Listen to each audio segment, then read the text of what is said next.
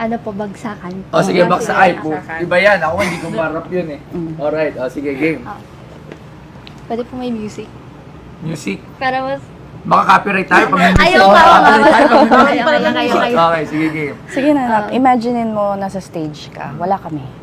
Okay. Okay. Game.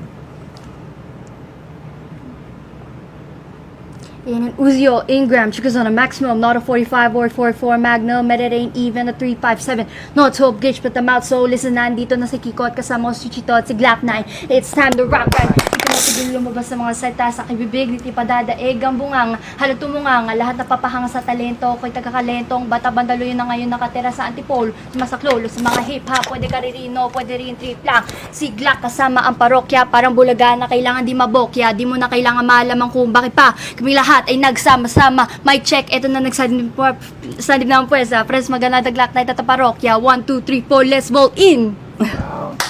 Okay. Diba? Tara na light ay.